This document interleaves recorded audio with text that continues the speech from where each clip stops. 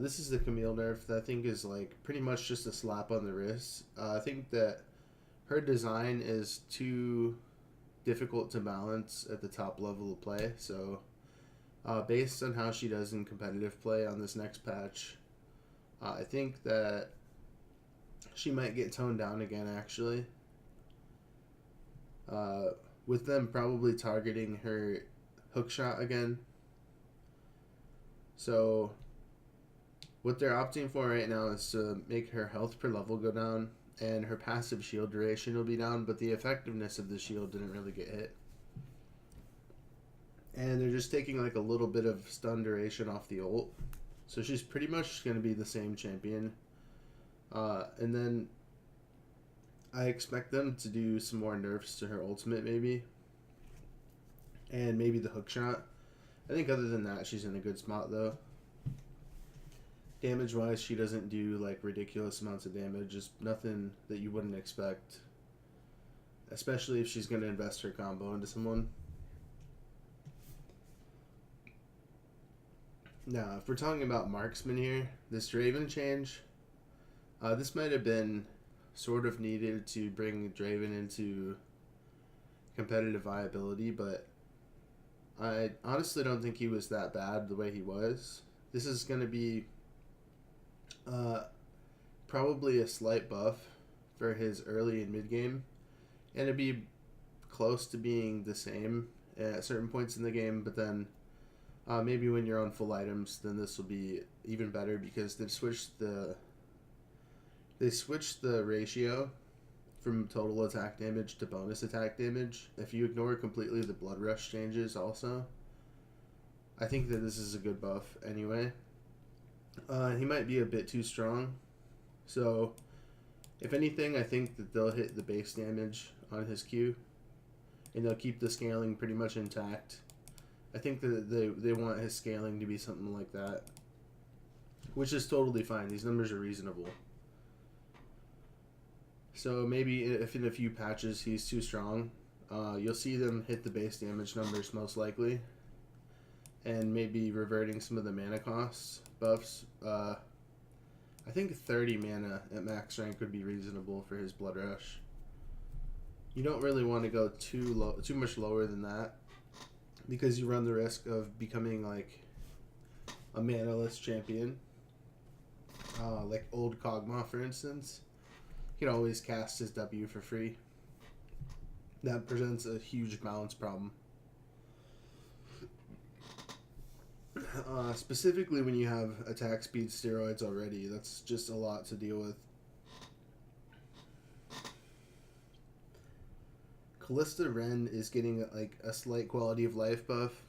This is pretty much how she should have been on release anyway.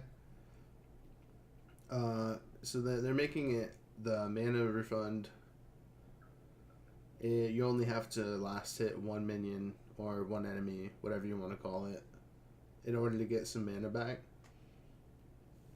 And more importantly, if you have your E on cooldown, it'll continue to stack spears now instead of just completely losing your ability to deal damage. You'll still have the stacking damage, so this might be enough to like make her a pocket pick in competitive play, but I don't think this is going to be enough to make her a good pick in solo queue. It's going to take a lot more than this to make her good in solo queue. And like just like with any change, there'll be people trying her out, which I think that'll fall off within a few days. And yeah, they'll probably have to come up with some other buffs if they want Callista to be played in solo queue. And AD carry in general just still needs more than what they're giving it this patch. Some small Draven buff and, you know, the Lucian buff here. That's probably not enough, if I'm being totally honest. But we'll see where things go from here. Now, this Karma nerf, this is mainly targeted at making it so her passive doesn't get so many like free ticks on these abilities. So the main thing is that they were saying is that she would get most of her damage off up front, and And as a result of all these things moving together, her passive was giving like way too much cooldown reduction to the spells. So she's getting a pretty substantial nerf. I think this is going to hit mid lane Karma harder than it's going to hit support Karma, but I expect them both to be still good picks. Now, if we ignore all the text here, which is what I'm going to be trying to do most of the time here, is that Kenan's damage is going to be like going down if you only hit the first part of the ultimate. They're basically making his damage backloaded instead of front loaded. So he'll be rewarded more for keeping you in the actual ultimate AoE. And as people are getting used to this could also mean that he'll do surprising amounts of damage past a certain point, which, let's be clear, they're not buffing his damage. They're actually making it so that the damage is pretty much harder to detonate, we'll say that. And then at max rank, he is getting like a small little damage boost, but it's only 40 damage. And when you consider that he's not gonna get most of his damage off on all the targets, whereas before he would just get most of his damage off within a second, and then you wouldn't really care about the rest of his ultimate. Now, this change is going to make it so that you care about the entire channel. Basically, Lee Sin nerf, I'm not very happy about this one because I don't think that they needed to remove Tempest's ability to see invisible targets. It's going to hurt his matchups quite a bit. He's not going to be able to, let's say, safeguard forward and track down certain champions, right? If they're truly invisible, then, like, for instance, against Shaco, that matchup just got a lot worse for Lee Sin. Not only that, but he's losing quite a bit of damage. This is going to solidify Lee Sin as an early game champion, and he's going to have way less scaling damage than he does currently with the tanky build. This could even push some Lee Sin players to go back to full damage if he's not capable of doing his job. With the way that the game is focused around mid-game and the games are being decided really early, damage becomes more appealing, tank becomes less appealing. Again, unless you're against nothing but tanks, I think the only thing that changes is maybe you automatically need to get Tiamat in order to stay relevant as compared to what you were doing before, because you just get outscaled so much quicker now. And this will significantly hurt his 1v1 capability. You've seen people complaining about Lee Sin just board jumps in and then he ults. Then he gets the free Q, right?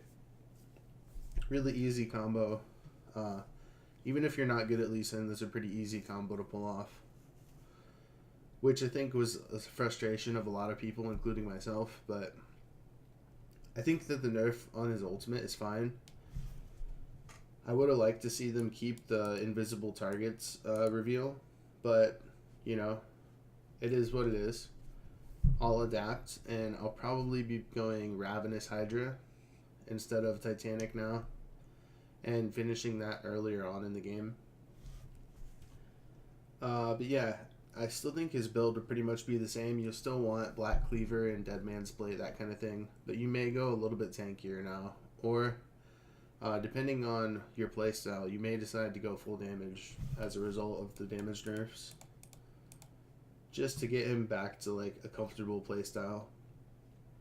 And of course, masteries are always subject to change. I still think people will run Thunderlords because that's what I've always ran, and I don't see anything else that would be better. Since Courage of the Colossus isn't going anywhere, I think that the Thunderlords is probably going to be the way to go still. And yeah, that's pretty much all I have to say about Lee Sin. Lucian passive damage up at early levels, Q damage scaling increased. So this is just like, if we do reference the numbers here, just slightly, the scaling got a little bit more favorable for Lucian instead of being broken down into like such small increments where you don't know when it's at 30%, when it's at 40%, when it's at 50% of your total attack damage. So now level 1, 7, and 13, that'll be a little bit easier for you to remember rather than 1, 6, 11, and 16. They have to be really careful with giving Lucian damage on Q. We've been down this road before.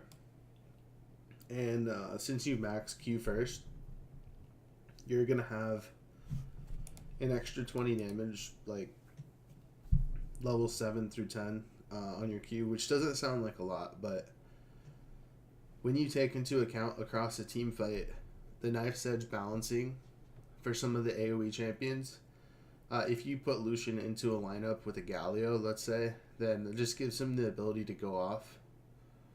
And 20 damage when it hits 4 people actually means a great deal. Especially when your follow-up comes so quickly.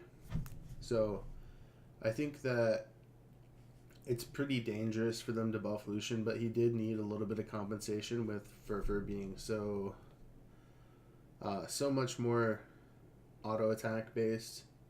You can't really cast a spell on Lucian and be like, hey, let me get full stacks on my Fervor now. Your passive still will give Fervor stacks, but the main synergy with Fervor before was the spell casting aspect of it. So yeah, I think there's still a couple of Fervor users like Kalista that are going to need a little bit more help. I think that a good way to do that would be buffing Fervor. So I think most of these champions are in a good spot. They just need Fervor to be a little bit more buff. Namely, like, some people think Ezreal is good right now. I actually think that he's the weakest he's been in the last 6 months, probably.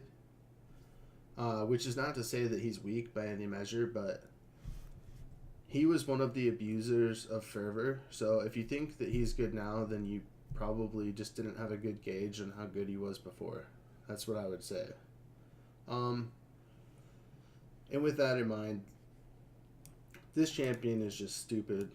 We've seen her fall out of favor mainly due to meta and when she was nerfed before, but then people started kind of picking her back up like, hey, this champion is still really broken. Mainly, people were starting to use her passive properly, which means that she won every single trade with Courage of the Colossus. So, Courage of the Colossus just kind of put Poppy's balancing out of whack. So if they're not going to nerf Courage of the Colossus, then they're going to nerf her. And Riot says that they don't do this, but they do it all the time. When they'll nerf a champion, then they'll nerf champions' items and masteries, and then they won't have any compensation when the champion slightly falls out of favor due to the meta. But I think that her design is still pretty solid, even with less shield duration for her passive. I think it's going to be pretty much the same old Poppy, except she's not going to be able to 1v1 as quickly, because what they're doing is they're nerfing her ultimate's damage if you cast it really quickly. So you may have seen me do a video where it shows how to correctly Poppy ult if you want to 1v1 someone. So that's what they're talking about. The quick ultimate when they don't get knocked away to their base, when they just go up in the air for like a short second. And what that allowed her to do is to walk past you in a lot of instances and wall stun you. So now if she wants to do that, it's going to be mostly for crowd control, and it's not going to be about the damage. So you can expect her to perform about the same in a gank, unless the damage is really close. So this is a good way to nerf her, and it's not going to change her as a champion. Ryze will get less shield and movement speed on Q. I think this is a pretty good way to nerf Ryze. He was just creeping up as being like too overpowered again, which always happens with this champion because they never let him stay as bad as some of the other champions for some reason. But yeah, I think this is a reasonable nerf. It's kind of like a slap on the wrist, like, hey, you're overperforming right now, so we need to tone your shield values down a little bit. And they're just toning down the movement speed boost as well, for landing a bunch of Qs or whatever. I don't know exactly how Rise works. I played him like a decent amount of times, but even I still don't understand how it works completely. I just know that you roll your face on the keyboard with Rise, and you'll often end up with the overpowered movement speed boost and shield. So, since you land Q a decent amount, I'm gonna say that it was probably based around that. I think it's like a couple of stacks. I'll actually look this up. See how quickly it is, or see how easy it is to look up stuff, and you have really no excuse for not knowing the mechanics of champions that are important. So what is it here? Where is the shield? If Rise consumes 2 runes, he shields himself from up to 65 to 150. Yeah. So there you have it. Rise's other basic abilities reset Overload's cooldown and generate a rune for 4 seconds. So it's almost like he's got 2 passives. They have too many passives, so they just slapped another passive onto his Q. For all intents and purposes, this should be his real passive. But their overload stuff on champions nowadays, Rise has been reworked too many times to not be overpowered, so there you have it. Shyvana W no longer deals extra damage to monsters. This is going to hurt her clear a little bit. It hopefully will cut down on the amount of early dragons that you see Shyvana's doing. I've seen a lot of Shyvanas actually where they just include dragon in their clear route, and it's pretty absurd that they're able to do that. So hopefully this will tone down on that, and it won't hurt her clear too much on the smaller camps, but hopefully it'll hurt her damage against epic monsters a lot. Anyway, this Syndra nerf I'm always happy to see. The thing about Syndra is that you can put her ult on such a higher cooldown, but she's gonna get cooldown reduction anyway. So this is really not that huge of a nerf considering you build 30 to 40% cooldown. A little bit of damage being lost, it still doesn't account for the fact that she stacks Q up so easily. And when I say Q, I just mean Dark Spheres, because that's her main way of generating Dark Spheres. Anyway, her W is getting a slight nerf. That's just like so that Syndra can't pick up a minion and then run at you with it and like combo you from there. So there's going to be a little bit more skill involved with it, but not very much. She'll still be able to one-shot people. It'll just be on a slightly less of a cooldown early on in the game. They still want her to be pretty strong by the time she hits late game. If she's too hard to play in the early game, then I see that negatively affecting her in solo queue and competitive play, but she's still going to be a really good champion, and I'm still definitely going to ban this champion, but this may make her ban rate go down slightly. There'll be things like new Warwick, maybe some other champions that have been trending up like Rengar. Maybe you'll see more nerfs targeted at those kind of champions instead of Syndra, but I still think she's going to be really good for the aforementioned reasons. And like losing like 10 damage and 0.1 ratio is not very much. That's like 50 damage on her W late game. That's really not that much.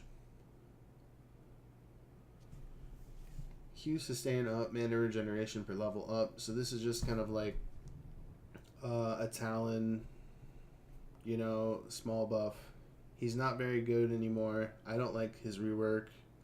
I think that the Parker thing was kind of oversold, and all it really ends up being is really annoying to play against him. And I think the correct way to fix Talon is to make his W snap back to you instantly. I think that removing that was a mistake because it was an iconic part of his laning phase. And I don't like his new Q either. So they gave the two types of abilities on a basic ability on let's see, Rengar. Talon has it. What other champions are they going to make where they've got two versions of their Q ability? I mean, come on, like, that's just lazy design. Like, the fact that they need two spells and two passives on some of these new champions, Ryze and Talon or Warwick or all these things. I just think that it's lazy, and you know, you can design your game better than that just because all the devs are going to be looking for this new tech. I just hate the way Riot Games handles it, and you've seen me talk about it in the past with Windwall and Brahms Wall coding, all that coming in at the same time. Now that the dust has settled a bit on those champions, I think that the implementation of those two skills was really good, but all the rest of them are pretty bad. Like, when they all of a sudden realized that they didn't have enough knockups in the game to facilitate Yasuo, so then every champion had a knockup. So I'm worried that they're going to put two Q abilities on too many champions, and the game's going to go further and further away from what I enjoyed about it initially, which is playing AD carry and life stealing with Bloodthirster.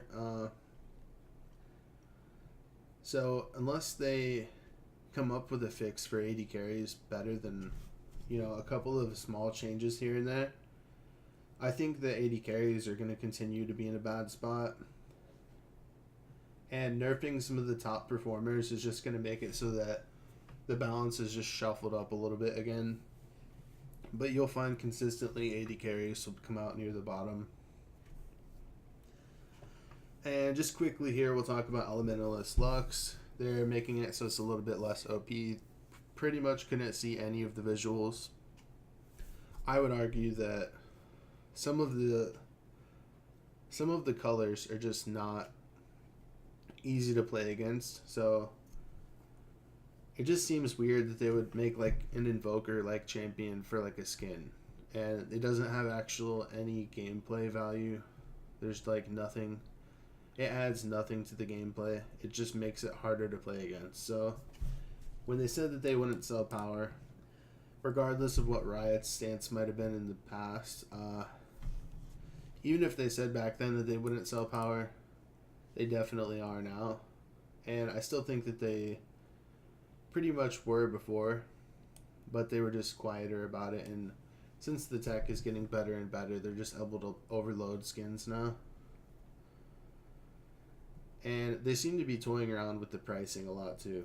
But to talk a little bit more about balance, ZZ Rat Portal is getting a heavy nerf. They're making it so that you can't just set ZZ Rat down and then go do other stuff and have the same amount of success as if you were in the lane. So they want it to be more like something to assist tanks to push, when it was pretty much been a catch-all item for anyone. And it was also a pretty hot strategy where you would sell one of your items late game and you'd build a ZZ Rot, go place it, go back to base, and then buy your real item. And then, it's probably not going to be worth the trouble most of the time to do that, now that the duration is being nerfed. And the cooldown is also going down, but that's pretty much to match the duration. I would have liked to see them make the Void Gate duration stay the same, but maybe make the cooldown be like a little higher. I think that would have been an interesting way to balance the item, because it would have kept the 6 item ZZ Rot, sell the ZZ Rot strategy alive. I still think that some people will use that, but it'll be a little bit less effective. The void spawns are no longer going to get health scaling, so this item's going to be way weaker. Don't let them fool you. It's going to be a lot weaker. So ZZ Rot Singed and all those things, they'll probably still exist, but it won't be as good for most champions. And basically, we're going to skip the other stuff, but what they're doing with the experience is they're nerfing the experience levels again.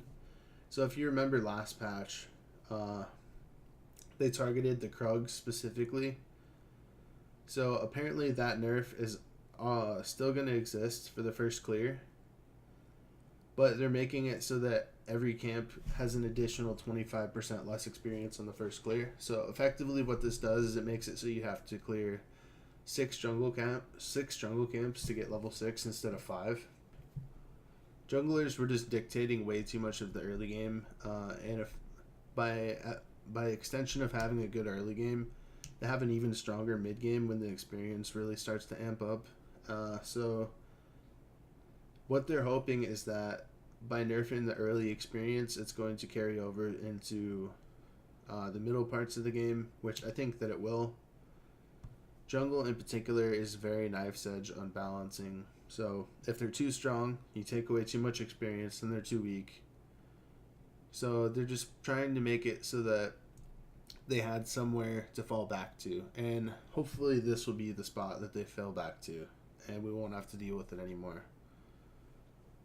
Beyond that, I'd like to see them buff Cinderhulk and nerf Courage of the Colossus a little bit more, so that Courage of the Colossus laners are hurt. And it'll be a net neutral change because Cinderhulk will be buffed.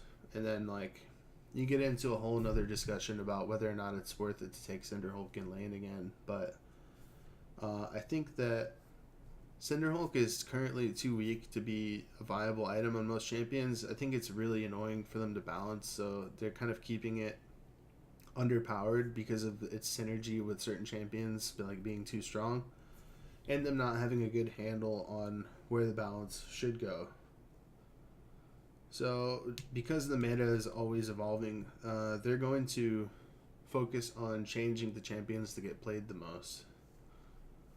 And yeah, if you think of anything that you want me to cover, somebody's masteries, like I'm planning on doing an update Yasuo masteries video, because I think that the recent Fervor changes made it so that Fervor is really good on him again. Whereas before, I was kind of recommending Warlords. I think that it's time that Fervor and using the Resolve tree as well, it really feels good because you effectively have about the same sustain as Warlords, but you just have more damage. Look for that video coming up soon, probably within a week or two. I haven't really had a lot of time to spend with this channel lately, just mainly because I haven't been as interested in the game. This season, hopefully, I will get reinvigorated at some point, probably this patch, if not next patch, and look for more updates from me then.